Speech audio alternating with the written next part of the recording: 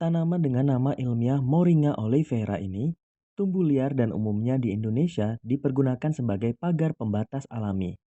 Di kota Lumajang sendiri, budaya mengkonsumsi jangan kelor atau sayur kelor sudah ada sejak dulu. Membuat sayur kelor sangat mudah. Kelor dipetik dan dicuci bersih. Untuk bumbunya, bawang putih, bawang merah, temu kunci, dan serai. Lalu haluskan bumbu tadi kecuali serai. Masukkan kelor dan aduk hingga layu. Ingat, hanya sampai layu. Sayur kelor siap disajikan. Dalam buku Pasar dan Khasiat Kelor karya Imam Wiguna menulis, pemerintah Indonesia terus berusaha untuk menurunkan prevalensi wasting dengan membuat berbagai program. Salah satu program yang dirancang pemerintah untuk mengurangi prevalensi tersebut adalah Sustainable Development Goal. Program itu memiliki 17 tujuan. Berdasarkan target World Health Assembly pada 2025, diharapkan prevalensi wasting turun dan dipertahankan kurang dari 5%. Program itu terus berlanjut hingga 2030 dalam menanggulangi wasting dan masalah gizi lainnya. Insinyur Aidudi Krisnadi menuturkan Moringa menyumbangkan perannya mengatasi kekurangan nutrisi di Nusa Tenggara Timur pada 2011. Saat itu sekitar 56% penduduk setempat juga mengalami masalah malnutrisi. Untuk mengatasi masalah kekurangan gizi itu, Dudi bersama dengan Tentara Nasional Indonesia bahu-membahu mengembangkan Moringa sebagai sumber pangan fungsional yang murah dan mudah didapat oleh penduduk.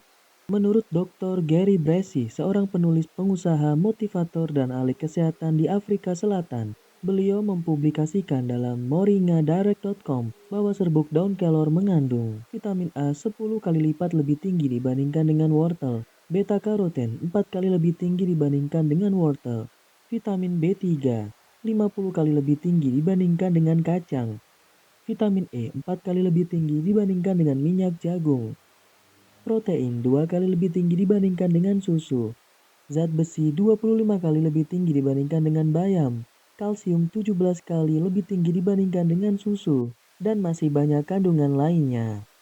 Lalu dalam buku Kelor, Tanaman Super Kaya Manfaat karya Insinyur Bambang Wijiatmoko menuliskan, salah satu riset yang tergolong istimewa dilakukan oleh Prazuk dan kawan-kawan Grup d'études épidémiologiques et prophylactiques Villeneuve de Georges di Prancis. Publikasinya di jurnal AIDS volume 7 pada 1993 itu menyebutkan peran daun moringa sebagai sumber nutrisi yang kaya protein dan mineral. Nutrisi dari tanaman yang adaptif hingga ketinggian 500 mdpl itu memicu sistem kekebalan tubuh alami pada anak-anak pengidap HIV di Burkina Faso, Afrika Barat.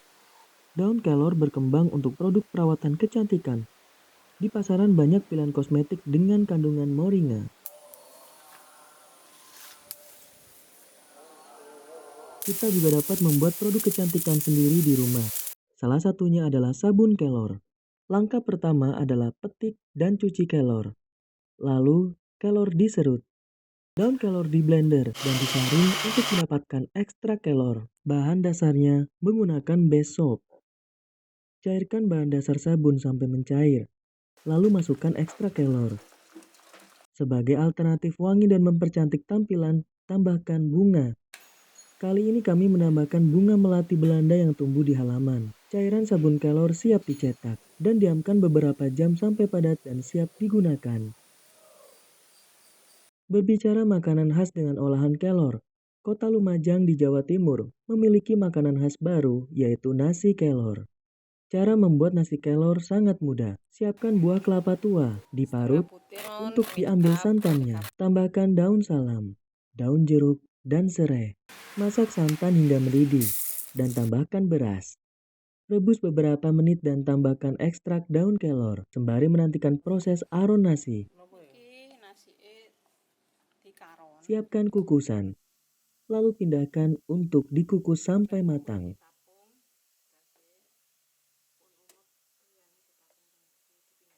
Nasi kelor siap disajikan dengan telur, tempe, dan ayam suwir.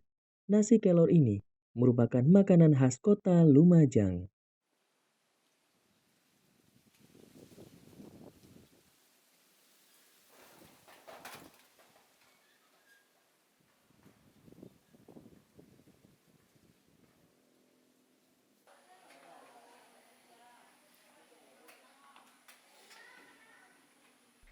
Saya dokter cicipin tadi, menurut saya donor kelor sangat banyak ditemukan di Indonesia, seperti di Kabupaten Lumajang. Daun kelor itu sendiri menurut saya banyak sekali manfaatnya, terutama pada kesehatan karena senyawa multivitaminnya sangat banyak seperti vitamin A, B1, B6, B12, karbohidrat, dan kadar proteinnya sangat tinggi dapat menunjang aktivitas adaptasi pada menyusui dan melawan sel kanker karena antioksidannya sangat tinggi. Sedangkan hasil daun kelor pada olahan makanan, terutama daging, yaitu sangat sekali banyak manfaatnya, terutama untuk menjaga keutuhan pada produk makannya sendiri. Karena antioksidannya sangat tinggi, bisa melawan mikroba pada olahan daging itu sendiri, serta menurunkan kadar lemak pada olahan daging. Contohnya seperti nugget, sosis, maupun steak.